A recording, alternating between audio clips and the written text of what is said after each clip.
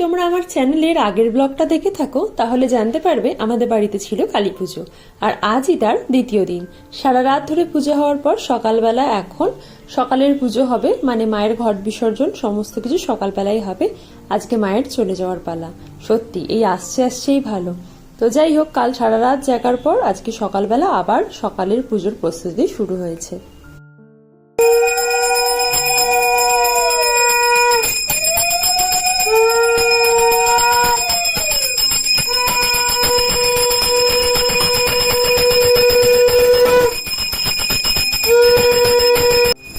মামু আবার night duty দিয়ে সকাল সকাল দৌড়েছে। রিক খাবি তো এখন? বল একটু রিক, তুমি কার কোলে উঠেছো মা? বড় মামার কোলে উঠেছে গো। এই যে বড় মামার কোলে উঠে মেয়ে ঘুমিয়ে পড়েছে গো। না শুয়ে পড়ো।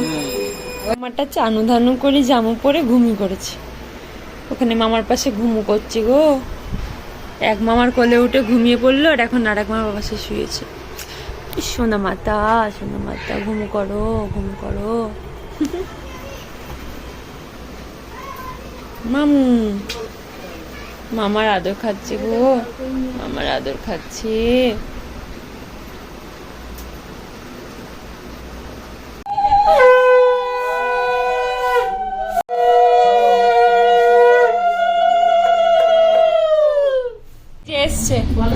লেট ফাইন দিতে হবে। কালকে আসেনি, আজকে এসে একদম কি করছে এটা?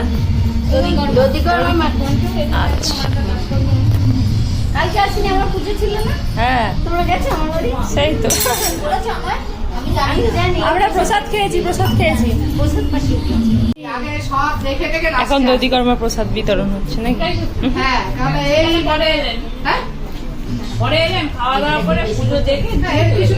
সেটাই বললাম। কমপ্লিট সে যাবো কমপ্লিট। এটা কি রাখিলে যেদিকে তুমি ফরক পড়েছো মা? ঘটি হাতা ফরক পড়েছে মাটা আমার, ঘাড় গুলিয়ে দেখছি। গড ব্লেস ইউ মামা। ঠাকুর তো চলে যাবে আজকে মা। হ্যাঁ ঠাকুর চলে যাবে। তুমি নোনো বলেছো, মাকে বলেছো আমাকে ভালো রেখো।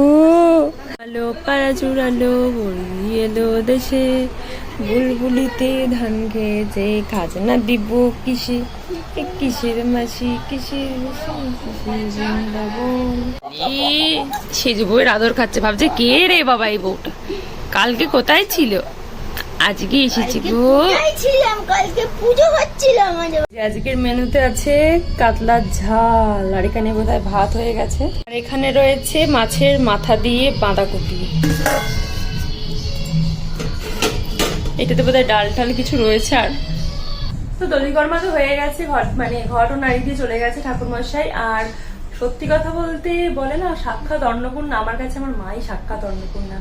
মানে সিরিয়াসলি প্রতি বছর কি করে এত এনার্জি কোথা থেকে পায় আমি জানি না। 24 ঘন্টার ওপর হয়ে গেছে এখনো সে বিছানায় বসেনি, শোয়া তো অনেক দূরের কথা। কালকে অত ভোগ রান্না, অত কিছু করা, পুজোর জোগাড় সবকিছু করে আবার আজকে আমাদের এই ঘরোয়া আমরা 20-25 জন মতো খাওয়া দাওয়া করবো। তার রান্নাও মা করেছে, ভাত ডাল তরকারি মাছ চাটনি মিষ্টি এইসবই আজকের আইটেম। আর একটু পরে খেতে বসবো, মোটামুটি সবাই আসা শুরু করে দিয়েছে। আর সত্যি কথা বলতে প্রতি বছরই তো রাত জাগি, উপোসও করি। এবছর তার অপারেশন এইসব হলো, সব তো এখন 1.5 মাসও হয়নি, তো 1.5 মাস হয়ে গেছে আর কি। তো সেই জন্য উপোসটা মা বললো করার দরকার নেই, এমনি নিরামিষই খেয়েছিলাম, ডালিয়া লুচি এইসবই খেয়েছিলাম, কিন্তু রাত জেগেছিলাম। এখন তো রাত জাগাটা অভ্যাসেই দাঁড়িয়ে গেছে। তো সারা রাত মেয়ের কাছে একবার যাচ্ছি, একবার পুজোর এখানে আসছি। সকালবেলা বোধহয় 9টার সময় একটুখানি ঘুমালাম, 11:30টার সময় উঠে পড়ে আবার স্নান টান করলাম, মেয়েকে খাওয়ালাম। তো এইসবই চলছে আর কি। চলো এখন খাওয়া দাওয়া করবো। নালিশ করছে, নালিশ 3 তলায় নিয়ে নেবে। হ্যাঁ যেই কলপে নড়েছে।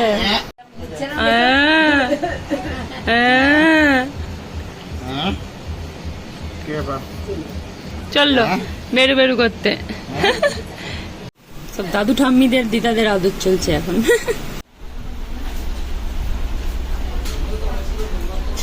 ঘন্টুর ফার্স্ট ব্যাচে হয়ে গেছে। রান্না বান্না করে দিলি তো? হ্যাঁ এই সাবাস, রান্না করে দিল, খেতে দিয়ে দিল, শুধু খুঁজেই পাওয়া যাচ্ছিল না যখন আমরা খেতে বসলাম।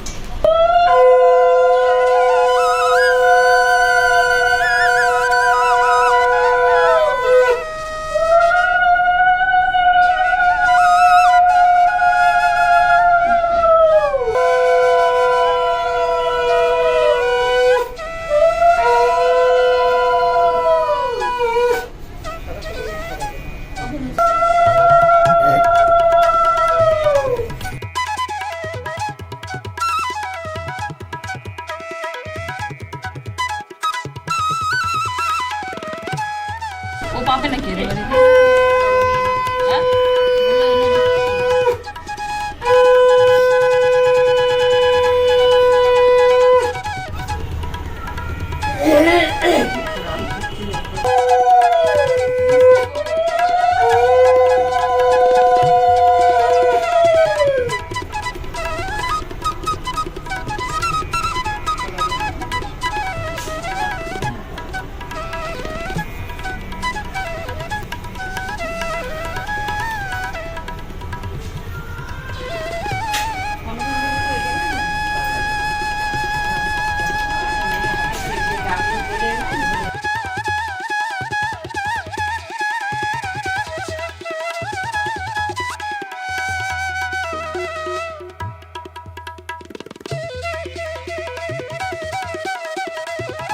এই বছর আমাদের বাড়ির 46তম কালী পুজো। আর আমি যখন ক্লাস 8 কিংবা 9-এ পড়ি তখন থেকে এই কালী পুজোতে সারা রাত জেগে পুজো হতো, রাত 12টার সময় পুজোয় বসতো। তো তখন থেকে আমি উপোস করে থাকতাম, বাড়ির সবার সাথে পুজোয় সামিল হতাম। এই প্রথম বছর, যেহেতু মাম্মা এখন অনেক ছোট, তো এই বছর আর উপোস করিনি, কিন্তু রাত জাগা তো এমনিই হয়েছে, পুজো দেখাও হয়েছে, আবার মাম্মাকে রাত্রেবেলা দেখাও হয়েছে। যাই হোক, তো সত্যি কথা বলতে বিয়ের আগে যখন মাকে দেখতাম ঠাকুর বরণ করতে, আমারও মনে হতো যে আমিও কবে এরকমভাবে মায়ের সাথে মাকে বরণ করব। তো যাই হোক, বিয়ের পর থেকে 3-4 বছর ধরে, এটা নিয়ে 4 বছর আর কি, তো মায়ের সাথে মাকে বরণ করে তারপর সবাই মিলে এরকম সিঁদুর খেলার আনন্দই আলাদা।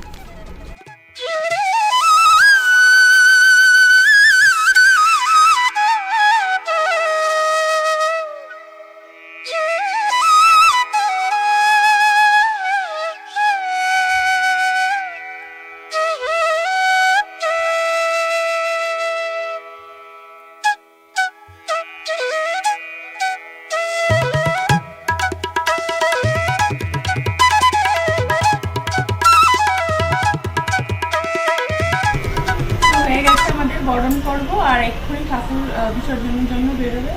মায়ের সাজের গয়নাগুলো সব খোলা হবে, তারপরে গাড়িও এসে গেছে, তারপর সব রওনা দেবে। আর এই কদিন মানে এই 2 দিন পুজোর দিনগুলো মানে ঠাকুর ঘরটা এত আলো করে থাকে, আর চলে যাওয়ার সময় সত্যি মনটা খুব খারাপ করে। যাই হোক, এটা আমাদের একটুখানি অন্যরকম পুজো ছিল, স্পেশাল মেয়েকে নিয়ে। আমার মেয়েটাকে ভালো রেখো, আবার এসো বলে দাও, মাকে বলে দাও আমাদের সবাইকে ভালো রেখো, তুমি আবার এসো। হ্যাঁ,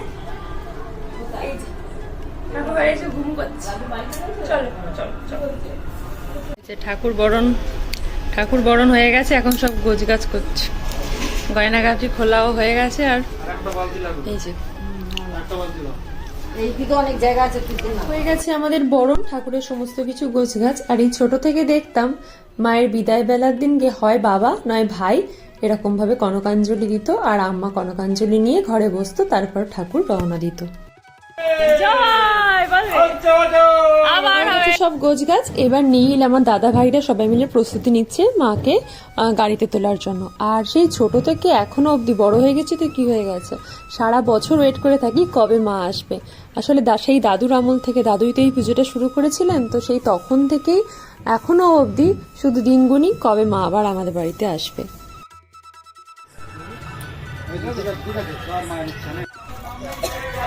হয়ে গেছে ঠাকুর গাড়িতেও তোলা, এবার রওনা দেওয়ার পালা।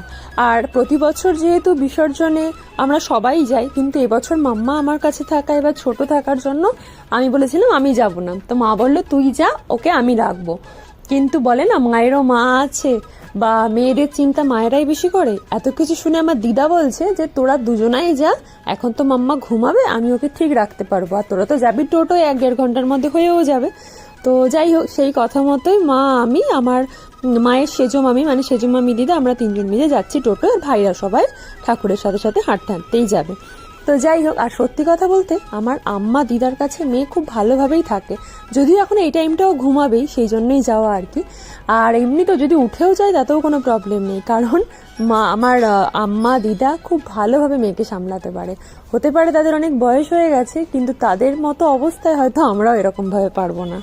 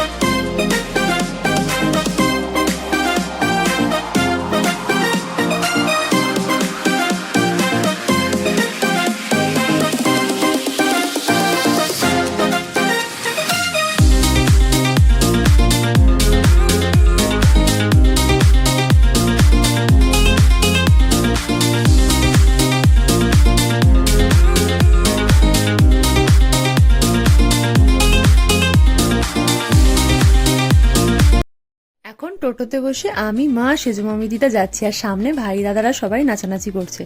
খুব সত্যি কথা বলতে জানো তো, আমরাও প্রত্যেকবার বিসর্জনে সবাই মিলে খুব নাচানাচি হুড়োহুড়ি করি। তো এবার অনেকেই আসতে পারেনি পুজোর জন্য, আর আমার তো যেহেতু সদ্য অপারেশন হয়েছে, তো সেই জন্য নাচানাচির কোনো প্রশ্নই উঠছে না। তবে আমার ভীষণ ভালো লাগছিল, যে একটা অন্যরকম এক্সপিরিয়েন্স। প্রতি বছর তো নাচতে নাচতে হাঁটতে সবাই মিলে যাই, তো এই বছর টোটোয় বসে বসে যাচ্ছি, আর দাদা ভাইদের আনন্দ করতে দেখে ভীষণই ভালো লাগছে। আর ওরা ভালো থাকলে, ওরা আনন্দ করলে, ওরা নাচানাচি করলে নিজেদের মধ্যে, আমার সত্যি নিজের খুব দেখতে ভালো লাগে সেটা। তো ওরা যাচ্ছে এইভাবে সামনে দিয়ে, আর আমরা টোটোয় বসে হাসাহাসি করছি, গল্প করছি, আর ওদের নাচ দেখছি।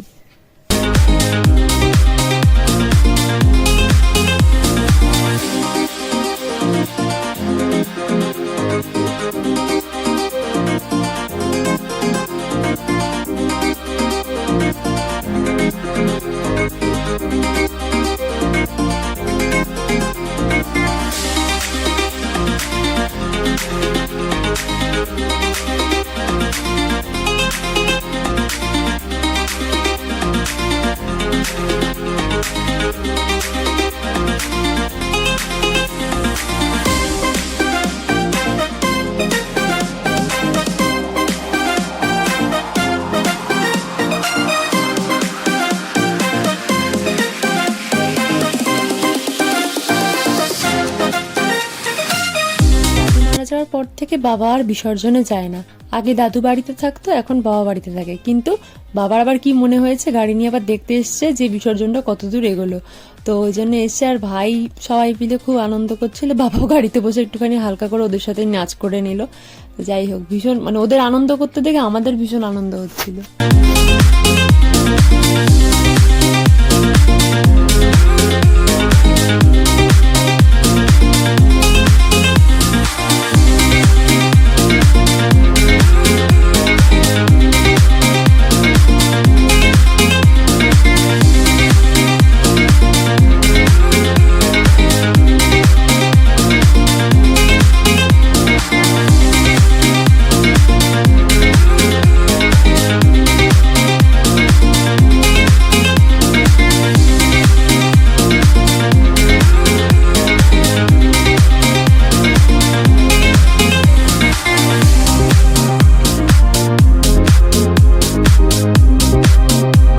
যারা কালনা থেকে ব্লগটা দেখছো তারা তো জানোই, আর যারা জানো না তাদের জন্য বলছি।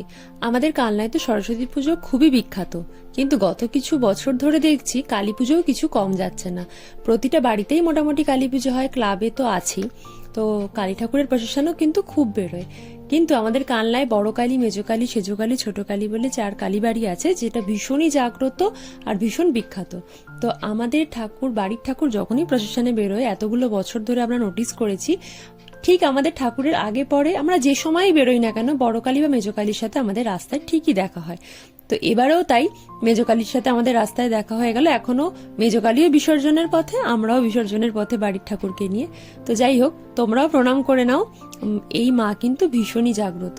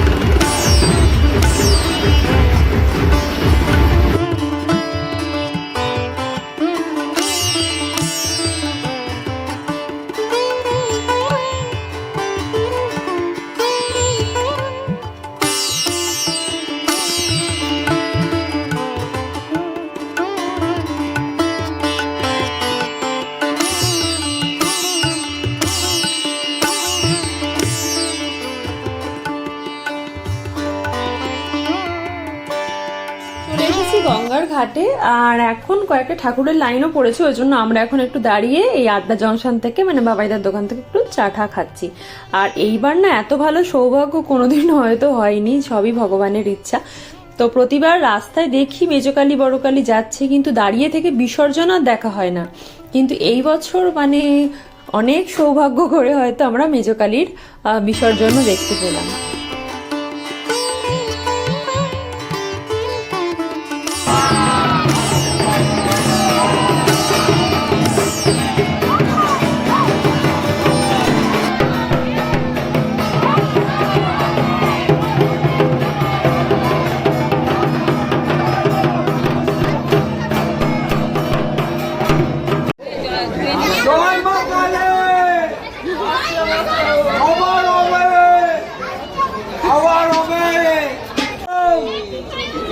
আমি স্যার ভিডিওটা অন করলাম, ওদের হয়ে গেল।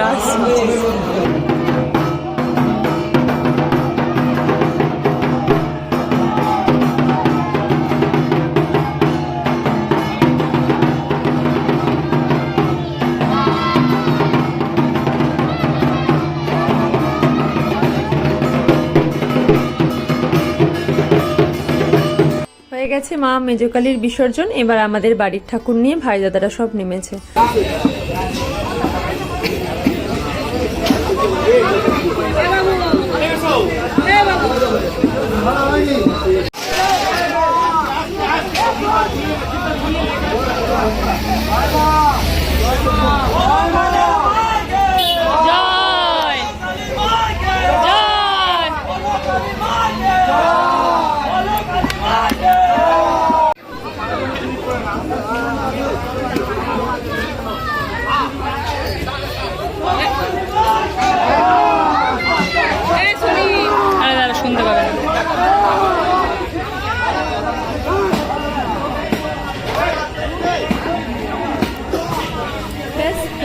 মায়ের বিসর্জন। সত্যি যে কোনো জিনিস আসছে আসছেই ভালো, কারণ আসলেই তো চলে যাবে। তো যাই হোক, গেলে তো আবার আসবে, এই আশা নিয়ে এই আনন্দটুকু নিয়েই আমাদের বাঁচতে হয়। যাই হোক, মায়ের বিসর্জনও হয়ে গেছে। মায়ের কাছে অনেক অনেক আশীর্বাদ চেয়ে নিয়েছি যাতে মা আমাদের সবাইকে ভালো রাখেন আর মা নিজেও যেন ভালো থাকে। তো চলো, অনেকটা মন খারাপ নিয়ে আবার 1 বছরের অপেক্ষা নিয়ে বাড়ি ফেরার পালা। আর আজকের ব্লগটাও এখানে এন্ড করছি। যদি কিছু ভালো লাগে তো ছেড়ে যাওয়ার আগে একটা লাইক কমেন্ট শেয়ার করতে ভুলো না।